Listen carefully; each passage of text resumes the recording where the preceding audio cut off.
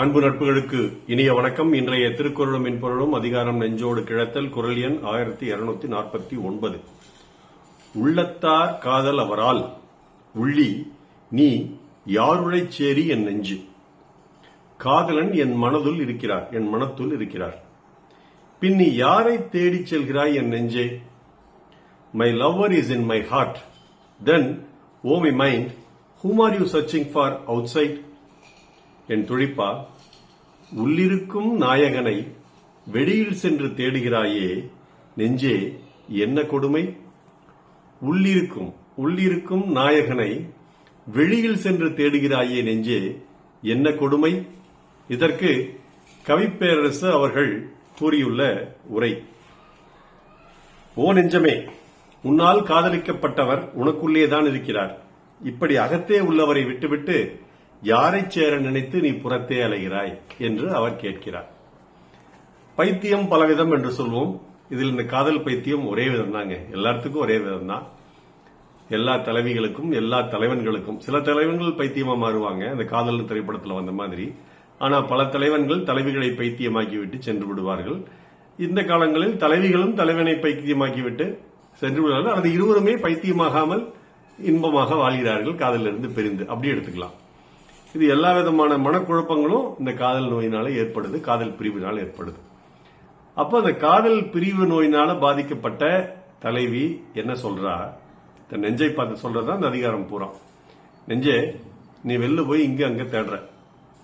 வீட்டை விட்டு போன தலைவன், விமான ஊர்தி ஏறி சென்ற தலைவன், குவைத் போனானோ துபாய் போனானோ, இல்ல ஒரு திரைப்படத்தில் ஒரு படகுல ஏத்திக்கிட்டு துபாய் கூட்டு போறேன்னு சொல்லிட்டு அந்த கேரள மாநில எல்லை கரையிலேயே கடற்கரையிலேயே இன்னொரு இடத்துல போய் இறக்கி விட்டு போயிடுவாங்க. அந்த மாதிரி எங்கேயாவது போய் இறங்கி சுத்திட்டு இருக்கானோ அப்படின்னு மனம் வந்து ஊர் ஊரா போய் நாடு நாடா போய் தெரு தெருவா போய் வீடு வீடா தட்டி தேடிட்டு இருக்குது. இதை பாக்குறா தலைவி. அந்த மனதை, அந்த நெஞ்சை, அந்த உள்ளத்தை கடிஞ்சுக்கிறா, திட்டுறா. ஆக்சுவலா உண்மையில திட்டப்பட வேண்டியவள் இவள் தான், இருந்தாலும் அவ திட்டுறா.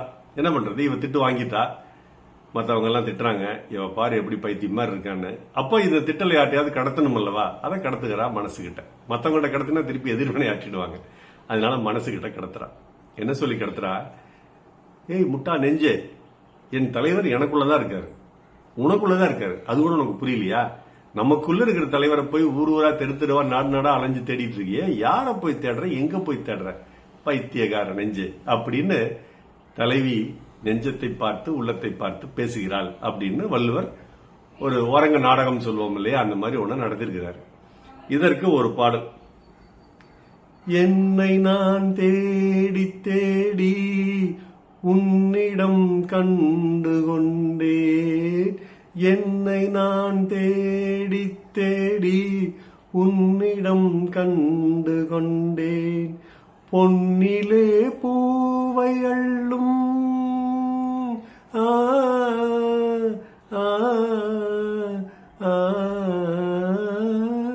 பொன்னிலே பூவை அள்ளும் புன்னகை மின்னுதே, கண்ணிலே காந்தம் வைத்த கவிதையை பாடுதே, அன்பே இன்பம் சொல்லவா காதலின் தீபம் ஒன்று ஏற்றினாயே என் நெஞ்சில் என்று பஞ்சு அருணாச்சலம் அவரும் ஒரு அற்புதமான பாடலாசிரியர். கவிஞர் கண்ணதாசன் அவர்களுக்கும் ஒரு உதவியாளராக இருந்தால், அப்ப கம்பன் வீட்டு கட்டுத்திரியே கவி பாடும்போது கண்ணதாசனுடைய உதவியாளர் கவி பாட மாட்டாரா என்ன? அவரும் அற்புதமாக கவிதைகள் பாடல்கள்லாம் எழுதியிருக்கார். அப்படி அவர் எழுதி தம்பிக்கு எந்த ஊர் என்ற படத்தில் இளையராஜா இசையில் வந்த இந்த அற்புதமான பாடல். இந்த பாடல் அதுதாங்க சொல்லுதுங்க. என்ன நான் வெளில போய் தேடி தேடி கடைசியில பார்த்தா உன் மனசுல நான் இருக்கேன், அது தெரியாம நான் தேடிட்டு இருக்கிறேன் அப்படின்னு தலைவன் இந்த படத்துல பாடுறா. தலைவி என்ன சொல்றா? என் மனசுக்குள்ள தலைவன் இருக்கான், அது தெரியாம நெஞ்சு போய் வெளியெல்லாம் தேடிட்டு இருக்குது அப்படின்னு தலைவி இந்த குரலை சொல்றா. மீண்டும் குரல். உள்ளத்தார் காதல் அவரால் உள்ளினி யாருடைய சேரியன் நெஞ்சு. நாள் சிறக்க நற்றமிழ் வாழ்த்துகள். மருத்துவர் ராமசெல்வரங்கம், ரிஷி நேத்ராலய வழியே கிடமை சேலம் கள்ளக்குறிச்சி கடமலை. நன்றி. Doctor Selva YouTube channel share பண்ணுங்க, லைக் பண்ணுங்க, கமெண்ட் பண்ணுங்க, சப்ஸ்கிரைப் பண்ணுங்க. வணக்கம்.